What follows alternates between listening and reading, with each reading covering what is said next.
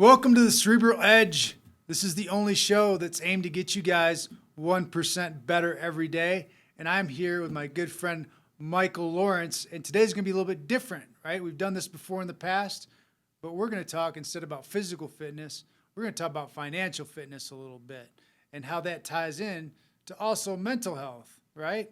So welcome on, Michael Lawrence. Michael Lawrence is a financial advisor, if I'm correct saying that, right? More of a financial professional. Awesome. Financial professional. Well, first I want to get off just by saying, like, what got you started in that? What set you down this path to go, I need to help people financially?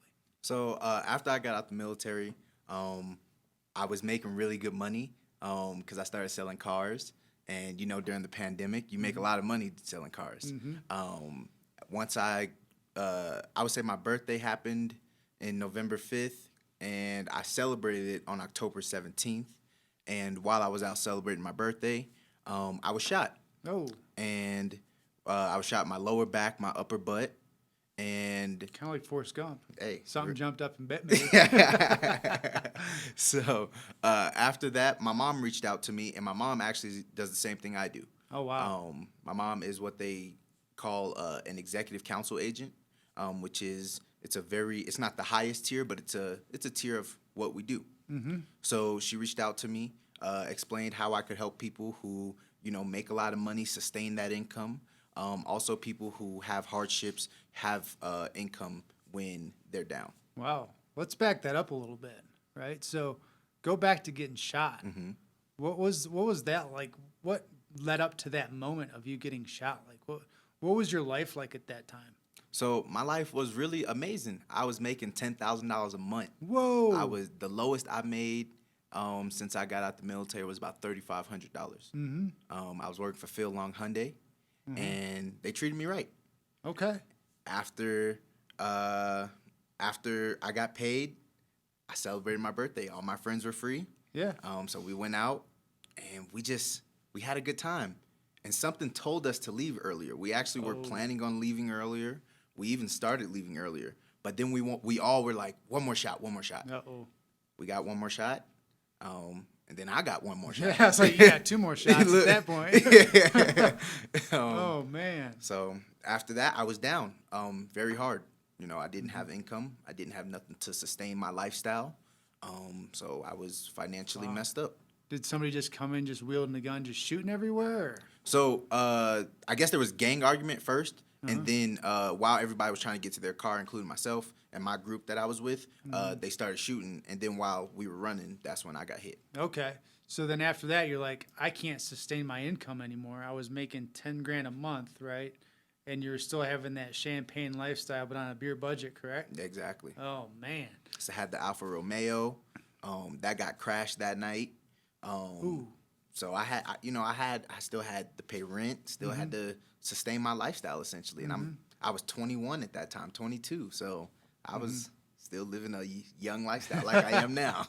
That's great, man. That's why I like to get into people's stories about why they got into things, because there's always a story of why you do what you do. Yes, sir. And the really good people that do what they do so because themselves they had to get out of a situation. Yes, sir. Myself with fitness, right? When I was getting out of the military, I was broken, right? I couldn't bend over and touch my toes. My back would spasm so hard. And then I just got into a group of guys that knew about the human body and how the brain and the body work together. Got me into, functional neurology and how your brain, controls everything you do with threat. Got me out of pain. Now I help a lot of other people do the same thing. Same thing with you. You sat there, you're like, man, I got shot. I didn't have any income coming in. My spending was still the same, though. And you saw how that could lead to devastation, Exactly. right? And also mental health issues, Yes. right? Because I think that's what people miss a lot of times is that when people go, I'm depressed or I'm stressed or I'm anxious, a lot of times that underlying root can be the financial root. Exactly. Right? And so now you do financials, right? Yes. And financial advising. And then your mother. So what was the first steps that you took toward getting out of that financial hill? So really, luckily, we have a lot of resources here in Colorado Springs. So I reached out to some of those veteran resources. They stepped in and took care of the bills that were necessary, and then the bills that were not necessary, I had to use my savings. Okay. Luckily, I maintained a small savings, not much, but enough to at least get me by for at least 2 months. So that's where that's where that first step came in. The second step was really me getting out the hospital.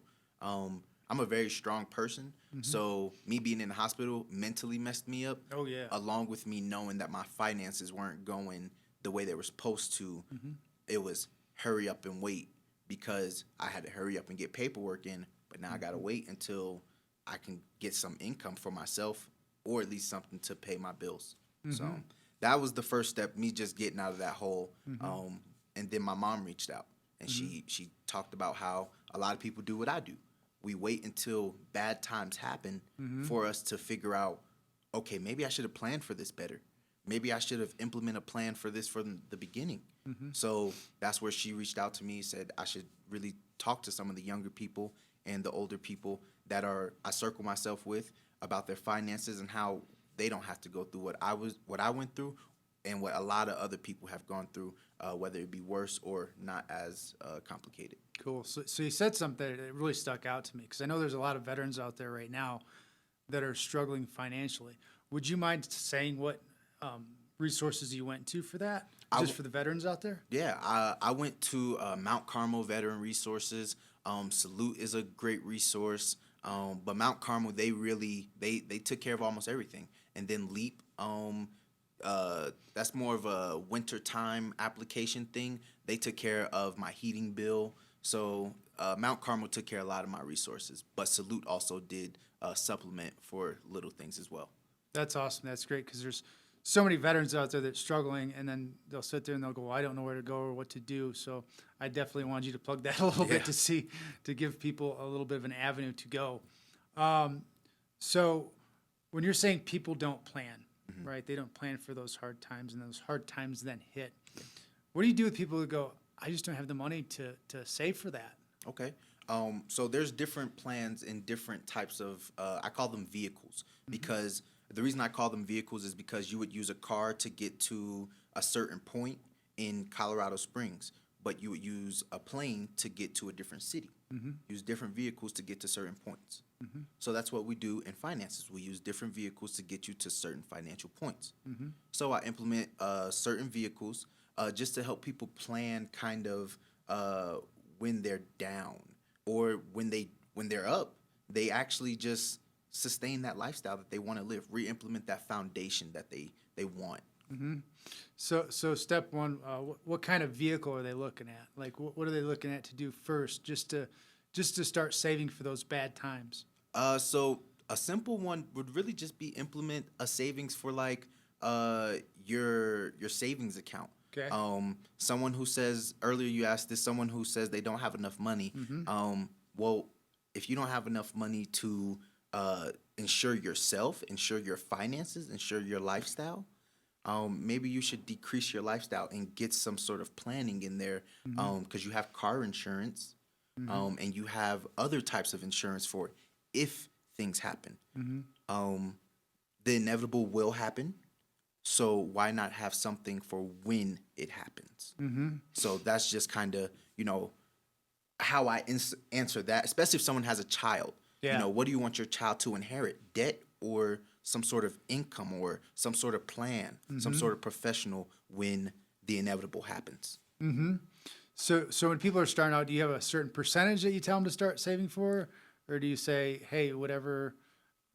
Because for me, I think percentage is really good because then it goes off of whatever they're making. Yeah. So for someone to do a percentage is for someone to do their like whatever they want to kind of contribute to themselves, I guess. It's up to them. I have clients who have what I call $20 a month, and then clients who are $1,000 a month. Right. So it's really all on your lifestyle and your unique planning, because someone could make $1 million, and I'm not gonna have. And I'm just saying life insurance because let's say that's something that a lot of people know about is life insurance, basically. So let's say someone has $1 million in assets. Well, maybe they want that $1 million in assets protected So let's put some life insurance in place for that. Mm-hmm. But if someone doesn't have $1 million in assets, I'm not going to waste their finances and just put all their money into, let's say, life insurance. Mm-hmm. Let's save some money with your savings account. Let's grow some money in the market. There's a lot to do. So there's a lot of different diversity things that they could do to spread out. exactly. Something you said a little bit ago also struck a chord, and I'm trying to think of what it was now. I just lost it up there. It was bringing your lifestyle down a little bit, right? Because people can make a ton of money. Yeah. I mean, you've experienced this yourself. Yeah. Make all this money, but at the end of the week or end of the month, they're still broke. Yeah. Right. And doing something like that, starting the savings, like really starts to help offset that a little bit to where you can get that cushion. And once you get that cushion, it's like a sigh of relief, right? Yeah. Breath of relief. So I'm going to put you on the spot a little bit. Okay. What's one of the coolest stories of veterans that you've helped that now they're doing well, but where they were at in a really low point, and how you built them up? So I have a close friend of mine. He is active duty actually. And he has guaranteed income, which he kind of spends that wildly, as I should say. And once I started doing my job, that's where he kind of noticed, wow, I make a lot of money yearly, and I have no savings. And recently, he just went through kind of a hard situation. Nothing that impaired him, but it slowed him down. So he didn't have income to sustain the lifestyle that he wanted to live, essentially. So that's where me kind of helping him came in. Okay, we're going to grow some money, and we're also going to have you have a savings account now, so that when you have these goals in 5 to 10 years, you're going to buy a house or buy whatever you want to buy, some income for your business. That income is there. That is guaranteed. And then you also know you have a savings account. And then you also know whatever you're making for income at that time. If you're making more money, whatever plan we have at that time, it's going to seem less. And then if you want to increase it, that's fine. But if you're making less money, the plan that we have, I'm sure that you're going to at least make what you made in the military, so that you don't have to decrease your lifestyle. So eventually, as he gets older, he's going to make more money, and what the plan that we have is going to seem so little. Hey, let's grow more money. Hey, let's play with the market some. So that's where I've kind of helped him. Okay, we have certain dates that we're going to buy a house, buy a car, buy this, take a trip for this, because we know the funds are going to be there. That's so important too, right? Being able to save for a trip, right? Because that's important for your mental health too, right? It's not all just about being like, well, I got a budget for this, and I've got to, Yes, sir. And I can't spend it on anything good, right? Yes, sir. You have to have that, little vacation time. Yes, sir. To also de-stress and relax. I mean, just like one of the greatest stories I heard the other day was there was two lumberjacks, and they went to go out to the forest, and they made a deal. They're like, hey, whoever comes back with the most amount of logs at the end of the day wins. So like, cool. So one guy goes, I'm just going to get it all day. I ain't going to stop, right? So he goes through it all day, and all of a sudden he's like hearing the other guy's like, he's not working as hard. He's like, I'm going to come back with all this logs, right, and all this wood. So at the end of the day, they come back, and the guy that he heard stop came back with twice as much wood. And he goes, well, I heard you taking breaks. Yeah. How did you come back with twice as much as I did? He goes, well, in my breaks, I was sharpening my axe. Right?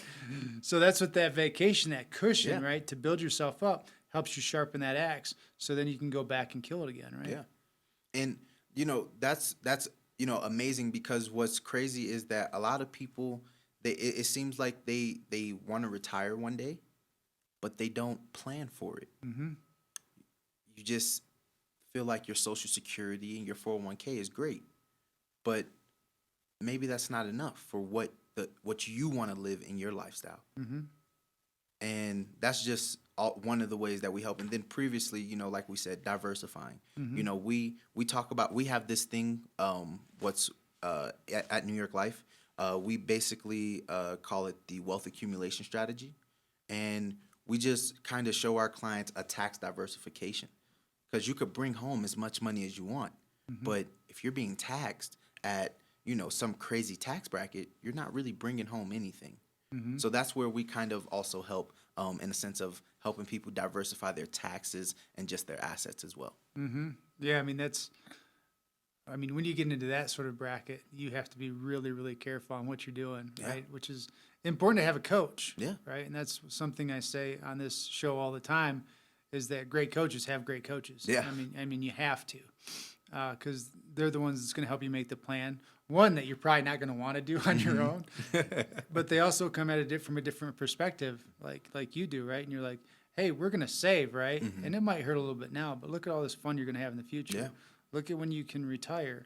Look at how much you're going to save come tax season. Look how much you're going to be able to give to your kids and leave kind of a little bit of a legacy, right? Yeah. Which is something I think is so needed, especially because you primarily, I don't know if I said this, but you primarily work with veterans. And in the military, they don't really teach you that. No. They punish you for it real quick. Yeah. Right? Yeah.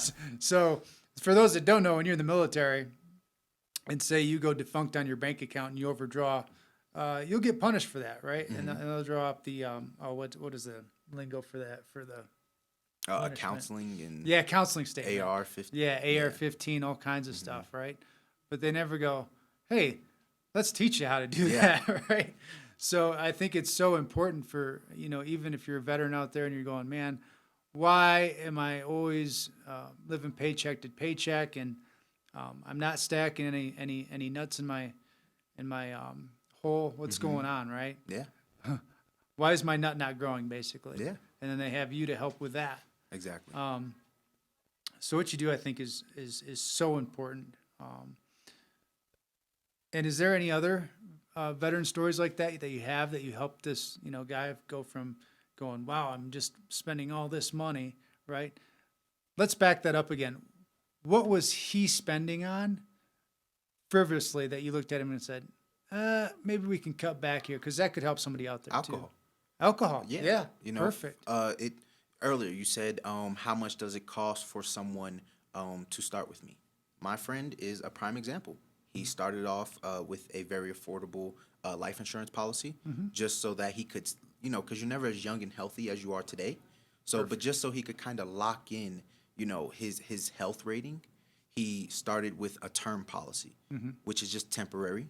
And then he made his way to a permanent policy so he can build some cash value. And now he's saving. He's saving monthly a good amount, about $300 a month minimum. And then he has some of that going toward his policy. So he has liquid now and then liquidity in the future as well. So, yeah, I think that's really important, tracking, because even like in my realm, right? If somebody's like going, I'm not losing weight, are you tracking it, right? Because I look at their calories as their budget, right? Yes, sir. What are you overspending on? Are you overspending on cookies or ice cream, right? Because something here isn't equaling out. Yes, sir. Like, I'm still not losing weight. I'm like, it's an energy balance, buddy. I'm like, you got to look at how much you're spending. Exactly. Right. Exactly. And if you're spending too much, it's going to go into your reserves, right? Yes, sir. So I think tracking is awesome. Yes, sir. Making a plan and tracking, because if you don't know, you don't know, right? Exactly. And that's where in my industry, a lot of people get what we do kind of mixed up. For example, a lot of people look at me as just a life insurance agent, because that's what I do for my younger clients. But I don't just sell them a life insurance product and leave. I follow up with them. Hey, are you saving this? Hey, hey, your cash value is going to be here in XYZ years. What do you plan on using that for? Well, great. Know that that's not going to be something you have to worry about. Let's figure out this bill. Let's cut things out so that, like I said, you're leaving a legacy and your kid isn't inheriting a debt. So that's just where I really try to really kind of make sure, because long story short, if somebody has a financial checkpoint and they want to get there, such as reducing their debt, if they are not reducing their debt, then obviously they're behind. They're not on track. So that's why I kind of just make sure someone's on track for things like that, such as reducing debt to anything that you can think of, pretty much financially. Yeah. So you're Coach Lawrence, really. Yeah, pretty much. That's who you are. I'm like my client's quarterback. That's exactly what you are, right? You're in their back pocket going, you didn't run that play so well, buddy. Exactly. What's going on? Legit. You know, same thing in fitness too, right? Like if you're working out and you're not tracking your workouts and you're not going up, you know, in reps, or you're not going up in weight, or you're not, you know, building as much muscle as possible, you got to look at the plan. Exactly. You got to look at what's going on. Exactly. And that's what's different from you than I've experienced from other financial advisors. You actually go tap on their shoulder. Hey, guy, something ain't going to plan here. What's wrong? What do we need Yes. to we need to cut back on? And you touched on alcohol, and I know for veterans out there, you know, It's a big thing. That's a big thing for veterans out there. I mean, you can easily spend so much money without even thinking about Exactly. on that, especially if you go out, right? I mean, what's a beer now? Like $10? Crazy. You know, you I go went to out. a Rockies game and it was $20. Oh man, I was like, wow, what are we doing? Look, can I borrow some money? what are we doing here? Yeah, and that's what really people have to ask themselves. You know, what are we doing, right? And people have to have that. And I talk about mindset a lot, right? That internal dialogue. And before you go and spend something, you got to really ask yourself, what am I doing here? Yeah. Because if you're spending money like that frivolously, right? There's a difference between stretching yourself and having a good time and being mismanaged with money, correct? Exactly. And me and a friend of mine had this conversation before, right? Where he lives kind of comfortable, right? But he wanted to do like a first class ticket, right? And he goes, well, that's going to be an extra, you know, grand or whatever. Yeah. He has the money to spend it on, but then he had this other voice in his head that went, I don't know, that's $1,000. But then at the end of his life, he goes, am I going to be really upset that I spent that extra $1,000 on my deathbed going, I wish I wouldn't have flown first class, Exactly. you know? So there's a difference between stretching yourself a little bit and being frivolous. Yeah. Correct? Yeah. That's what a lot of people don't understand. You know, having a plan and stretching yourself is actually better than anything that can, you know, happen. I mean, unless you obviously hit the lotto or something Yeah, like that. right. But, you know, having that plan is all around the best because if you don't have that plan, realistically, you already have goals, so why not just reinforce those goals? Set that foundation. Make sure that you're on track and not behind, you know. So that's just that. Man, thanks for coming on. We had so many great tips to take away. Here's 4 main ones that I want you guys to take away from this conversation. One is start saving, right? Whatever you got, whatever your budget's set up for, do a percentage of it. Make a plan, right? Find yourself a good coach and make a plan. Diversify, right? Stocks, life insurance, wills, whatever it is. And then track, right? Track what you're spending. Exactly. Go, hey, am I within my budget? Is there something I could cut out? Is there something I don't need to be spending on every single month, right? That Yeah. can actually go Yeah. toward that start saving of a plan. But just awesome tips today for you guys. For veterans out there, right? Mount Carmel, go there if you're having financial problems with your heat or not able to pay things. Yeah. I'm Coach Chris. I'm Michael Lawrence. That's Coach Lawrence. Financial Coach Lawrence. This has been the Cerebral Edge. Thank you for joining me today. Stay strong.